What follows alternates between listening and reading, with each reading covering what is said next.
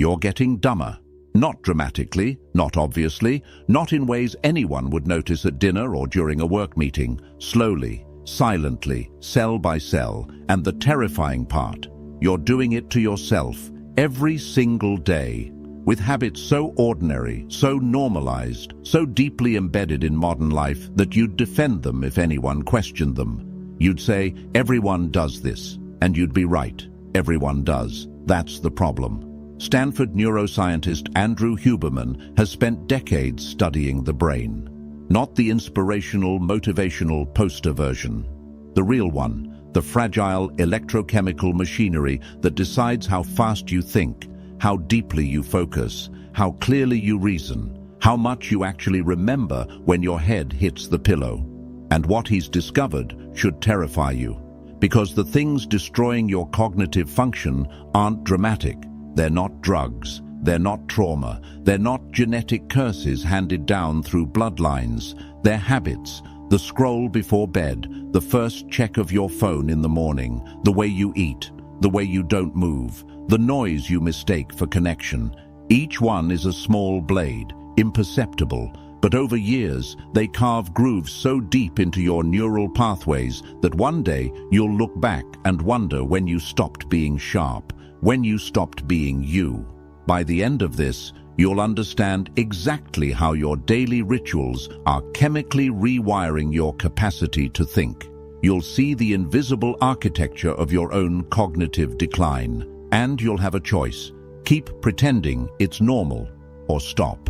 Let's begin where it starts. The morning. Your eyes open. Before your feet touch the floor, your hand reaches for the phone. Blue light floods your retinas. Notifications stack like accusations. Emails, messages, headlines. Someone's curated breakfast. Someone's tragedy across the world. Someone's opinion you didn't ask for.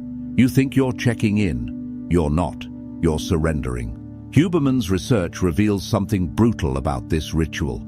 In the first 90 minutes after waking, your brain is in a highly plastic state. Dopamine, the molecule of motivation and focus, is at a natural baseline. Cortisol, the hormone that sharpens alertness, is peaking. This is when your neural architecture is most impressionable. And what do you feed it? Chaos. Fragmented information, emotional triggers, algorithmic manipulation designed by engineers who understand your psychology better than you do. When you reach for your phone before your mind has fully awakened, you're not starting your day. You're hijacking it. You're training your brain to expect external stimulation before it can generate internal clarity. You're teaching yourself that focus comes from outside. It doesn't. And every morning you reinforce this, you make it harder to ever concentrate again. Think about that. The simple act of scrolling for 10 minutes at 7 a.m. is reprogramming your prefrontal cortex to crave distraction for the rest of the day. But nobody told you this was dangerous, because everyone does it. Now let's talk about the lie you tell yourself at night. I'll sleep when I'm dead. You say it like a badge of honor, like rest is for the weak. Like grinding through exhaustion makes you superior. But here's what's actually happening when you deprive yourself of sleep. Your glymphatic system, the brain's sewage network, only activates during deep rest. It flushes out metabolic waste, including beta-amyloid proteins, the same toxic plaques found in Alzheimer's patients. When you cut your sleep short, you're not powering through. You're poisoning yourself. Huberman explains it simply. Sleep isn't passive. It's the most active thing your brain does. Memory consolidation, emotional regulation, synaptic pruning, all happen when you're unconscious. Skip it, and you don't just feel tired, you become cognitively impaired. Studies show that after 17 hours of wakefulness, your reaction time and judgment mirror someone legally drunk. After several nights of 5-hour sleep, your IQ measurably drops. Your ability to learn new information collapses. And the cruelest part, sleep deprivation damages your ability to perceive how impaired you are. You feel fine. You're not. You're operating at 60% and calling it functional. You're making decisions with the mental equivalent of a cracked windshield. And every day you repeat this, the cracks spread. But you're busy, you're important, you have things to do. So you sacrifice the one thing your brain needs to repair itself, and you call it ambition. Now here's where it gets darker. Let's talk about the drug you don't think is a drug. Dopamine. Every scroll, every like, every notification, every click, every infinite feed, it's all engineered to spike your dopamine, not in massive waves, in tiny pulses, constant, unpredictable, variable reward. This is the same mechanism that makes gambling addictive, the same pattern that keeps rats pressing levers until they starve. And you're pulling that lever hundreds of times a day. Huberman has spoken extensively about dopamine's dark side. The molecule isn't about pleasure, it's about anticipation of pleasure. It's what makes you want. And the problem with chronic overstimulation is simple. Your baseline drops. When you flood your brain with microdoses of dopamine all day, every day, the receptors downregulate. They become less sensitive. What once made you happy no longer moves the needle. What once felt exciting now feels flat. This isn't depression, it's depletion. And here's where it connects to intelligence. Dopamine isn't just about motivation, it's essential for working memory, cognitive flexibility, and sustained attention. When your dopamine system is fried from constant stimulation, your ability to focus for extended periods collapses. You can't read a book anymore. You can't sit with a single thought. You can't tolerate boredom. And boredom, as Huberman points out, is where the brain does its most important work. Creativity, problem-solving, deep insight, they emerge from the unfilled spaces, the moments of nothing. But you've eliminated those moments. You've filled every gap with content, every silence with noise, every pause with a pull to refresh, and now you wonder why you feel hollow, why nothing satisfies, why your mind feels like a browser with 100 tabs open and no RAM left to run anything. Now let me show you something most people will never admit. You're not multitasking, you're fragmenting. Every time you switch between tasks, between apps, between conversations, your brain pays a toll. It's called attention residue. Part of your cognitive resources stay attached to the previous task even as you move to the next one. The result? You're never fully present anywhere. You're always half thinking about something else. Your depth of processing is shallow. Your ability to hold complex ideas in mind weakens with every toggle. And here's what Huberman's work reveals about this phenomenon. The prefrontal cortex, the seat of higher reasoning, executive function, and self-control, is the most energy-expensive region of the brain. It's the first to fatigue, and every time you force it to context switch, you're draining the battery faster. By 2 p.m., you're cognitively exhausted. Not because you worked hard, because you worked scattered. The people who build empires, who write books, who solve problems that matter, they don't multitask. They protect their focus like it's sacred, because it is. Attention is the scarcest resource you have. And you're giving it away in fragments, all day, every day, to whoever vibrates your pocket. Now let's go deeper, into the body you've been ignoring. You sit for hours, days, years. You sit in cars, at desks, on couches.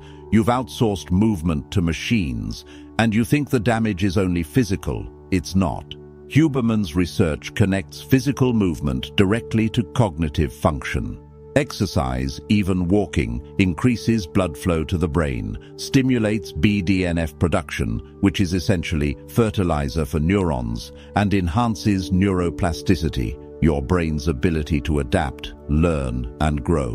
When you don't move, you're not just getting weaker, you're getting slower. Your brain is starved of the signals it needs to optimize itself. Your neurons are less efficient.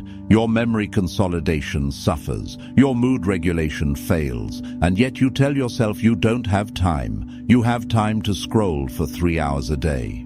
You have time to binge content that leaves you emptier than you started. You have time for everything except the one thing that would actually make your brain work better. Movement. Not because it's morally good, because it's chemically essential. Now here's the one nobody wants to hear. Stress isn't killing you. Chronic stress without recovery is. Some stress is necessary. It sharpens you.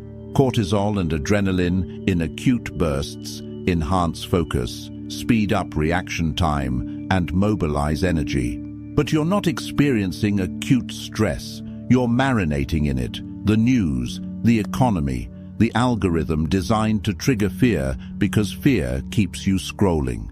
The job that never ends, the relationships that drain, the ambient anxiety that you've mistaken for personality. Huberman explains what happens when cortisol remains elevated for too long. It becomes neurotoxic. The hippocampus, the brain region responsible for memory and learning, literally shrinks under chronic stress. Neural connections weaken. The ability to form new memories declines. You're not just stressed, you're eroding. And the worst part? Chronic stress impairs the prefrontal cortex's ability to regulate the amygdala. The emotional brain starts overriding the rational one. You become more reactive, more impulsive, less capable of long-term thinking. You become a worse version of yourself, not because you're weak, because your brain is being chemically sabotaged by the environment you've accepted as normal. So what now? Here's the uncomfortable truth. Knowing this changes nothing if you don't act. Most people will watch this, feel a flash of recognition, and then go back to the exact habits they just learned are destroying them. Because change requires discomfort. And the brain, especially one already compromised, will choose familiar pain over unfamiliar freedom every single time. But you're not most people. Or at least, you don't have to be. Huberman's work isn't just about diagnosis, it's about protocol.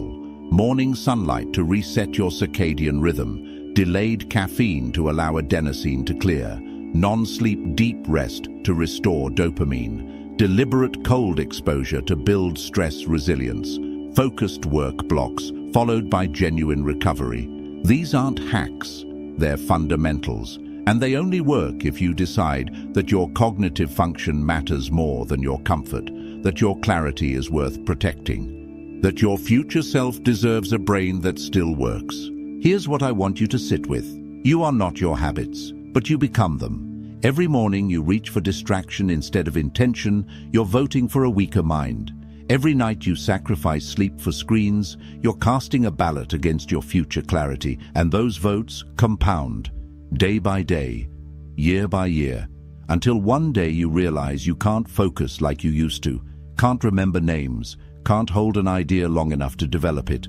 And you'll blame age, you'll blame genetics, you'll blame everything except the rituals you chose. But by then, it might be too late.